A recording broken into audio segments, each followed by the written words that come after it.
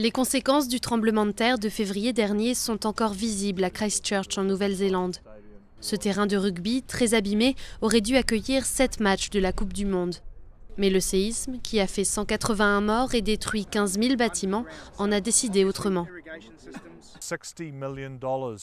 60 millions de dollars ont été dépensés pour préparer ce terrain à la Coupe du Monde de rugby de 2011. Et si vous regardez les tribunes au niveau du sol, certaines parties des gradins se sont enfoncées. Plusieurs milliers de secousses et répliques ont secoué la région cette année. Le prix des réparations serait d'environ 9 milliards d'euros et cela va prendre du temps. Conséquence, Christchurch ne peut pas participer au plus gros événement international jamais organisé en Nouvelle-Zélande.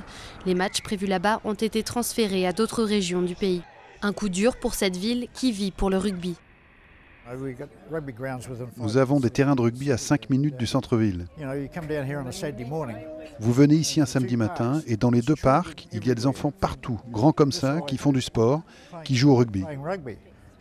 Alors, pour que les habitants puissent suivre la compétition, un terrain avec écran géant et gradins a été aménagé. Si les All Blacks arrivent en quart de finale, ils pourraient accueillir jusqu'à 40 000 supporters. En attendant, l'équipe néo-zélandaise est venue passer quelques jours dans le sud, offrant ainsi aux supporters de la région une occasion unique de voir leur héros en chair et en os. Les rugbymen, eux, ont été marqués par ce qu'ils ont vu. Quand nous sommes arrivés hier et que nous avons fait le trajet depuis l'aéroport, tout avait l'air normal. Et puis au fur et à mesure qu'on se rapprochait, on a commencé à remarquer des petites choses. Et ici, c'est complètement différent. On a beaucoup de respect pour les gens ici et pour ce qu'ils ont traversé. Pour tenter de leur redonner le sourire, les All Blacks ont invité les habitants ayant perdu des proches dans la catastrophe à assister à un entraînement. C'est un peu la cerise sur le gâteau, une espèce de gâteau raté en fait.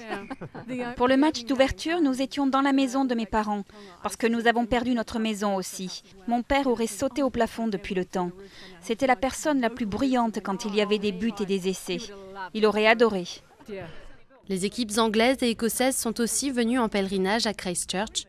Les Australiens, eux, devraient s'y rendre fin septembre pour rencontrer les habitants et rendre hommage aux victimes.